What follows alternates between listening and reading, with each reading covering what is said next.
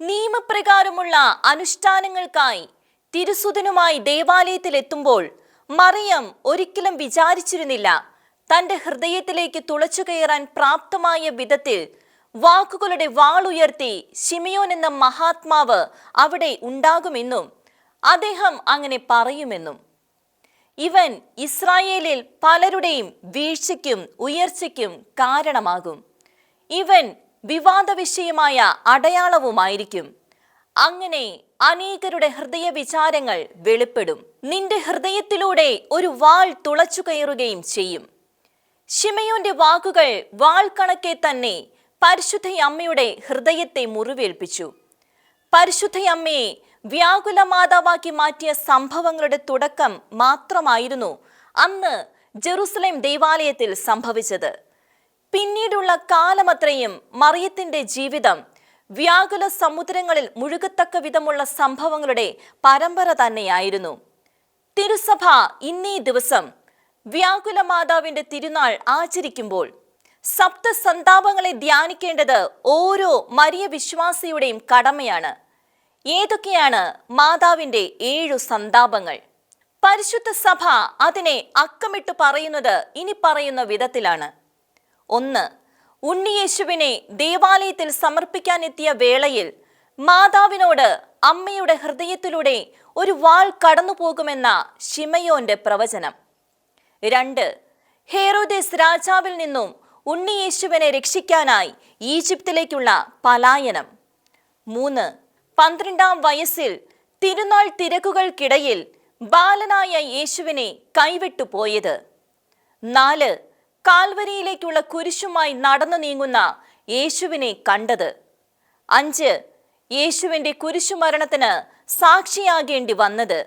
6. കുരിശിൽ നിന്നും ഇറക്കിക്കിടത്തിയ യേശുവിന്റെ പൂജ്യ ദേഹത്തെ മാതാവ് മടിയിൽ കിടത്തുന്നത്. 7. യേശുവിനെ കല്ലറയിൽ സംസ്കരിക്കുന്നത്. വിശുദ്ധ അൽഫോൻസ് ലിഗോരിയുടെ അഭിപ്രായത്തിൽ 15-ാം നൂറ്റാണ്ടിൽ ജർമ്മനിയിലാണ് വ്യാകുല മാതാവിന്റെ തിരുനാളിന് തുടക്കം കുറിക്കപ്പെട്ടത്.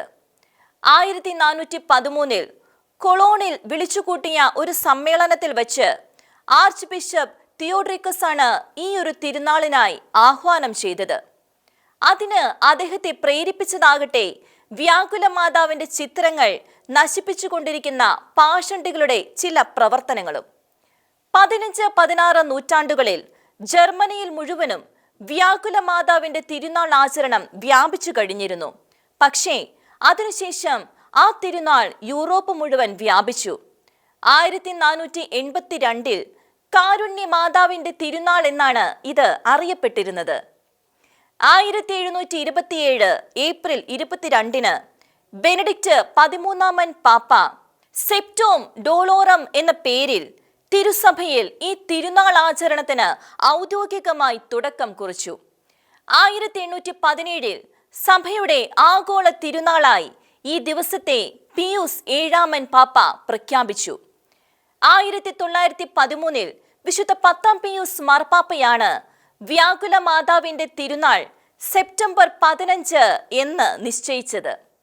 മാതാവിന്റെ ജനന തിരുനാളായ സെപ്റ്റംബർ 8 ശേഷം വരുന്ന ദിവസങ്ങൾ കണക്കുകൂട്ടി മാതാവിന്റെ 7 വ്യാകുലങ്ങളും ചേർത്താണ് സെപ്റ്റംബർ 15 എന്ന തീയതി നിശ്ചയിച്ചത് എന്നും ചില രേഖകൾ പറയുന്നു. മരിയൻ ആർട്ടിലെ മുഖ്യ പ്രമേയം മാതാവിന്റെ വ്യാകുലമാണ്. ഇതേക്കുറിച്ച് ചിന്തിക്കുമ്പോൾ നമ്മുടെ മനസ്സിലേക്ക് ആദ്യം കടന്നു വരുന്നത് മൈക്കിൾ ആഞ്ചലോയുടെ പിയാത്തെ എന്ന ശില്പമാണ്. കുരിശിൽ മരിച്ച യേശുവിനെ മടിയിൽ കിടത്തിയ പരിശുദ്ധ അമ്മയുടെ വ്യാകുലമാണ് ഈ ചിത്രത്തിന്റെ പ്രതിപാദ്യം. വ്യാകുല മാതാവിന്റെ ചില ചിത്രങ്ങളിൽ അമ്മയുടെ ഹൃദയത്തിൽ പതിച്ചിരിക്കുന്ന 7 അമ്പുകൾ ചിത്രീകരിച്ചിട്ടുണ്ട്. ചിലതിലാവട്ടെ ഒരു വാളാണ് ആവിഷ്കരിച്ചിരിക്കുന്നത്. വാൾ ശിമയോന്റെ പ്രവചനത്തിന്റെ സൂചിതമാണ്. 7 അമ്പുകൾ മാതാവിന്റെ 7 വ്യാകുലങ്ങളെയും പ്രതിനിധാനം ചെയ്യുന്നു. ഇതുകൂടാതെ മാതാവിന്റെ 7 വ്യാകുലങ്ങളെ ധ്യാനിച്ചുകൊണ്ടുള്ള പ്രാർത്ഥനയും പ്രചാരത്തിലുണ്ട്. വ്യാകുല കൊന്ത എന്നും സപ്തസന്താപങ്ങളുടെ ജപമാല എന്നുമാണ് ഇതിന്റെ പേര്.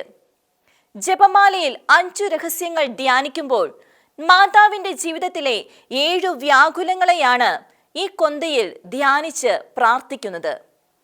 മാതാവ് ഏറെ ആഗ്രഹിക്കുന്ന വണക്കം കൂടിയാണ് തൻ്റെ വ്യാകുലങ്ങളോടുള്ള ഭക്തി. വാഴ്ത്തപ്പെട്ട വെറോനിക്കയോട് മാതാവ് തന്നെ വെളിപ്പെടുത്തിയതാണ് ഇക്കാര്യം. വളരെ ചുരുക്കം പേർ മാത്രമാണ് എൻ്റെ വ്യാകുലങ്ങളെക്കുറിച്ച് ധ്യാനിക്കുന്നത് എന്നും അതുകൊണ്ട് മറ്റുള്ളവർ എന്നെ മറന്നാലും നീയെങ്കിലും എന്നെ മറക്കരുത് എന്നുമായിരുന്നു മാതാവ് വെറോനിക്കയോട് പറഞ്ഞത്.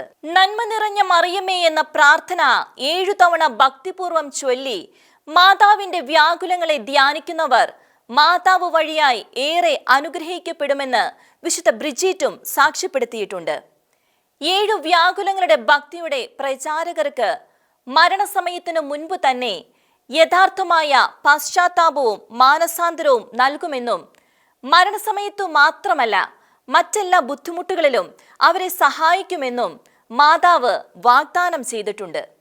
അതുകൊണ്ട് മാതാവിന്റെ 7 വ്യാകുലങ്ങളോട് നമുക്ക് കൂടുതൽ ഭക്തിയുള്ളവരാകാം.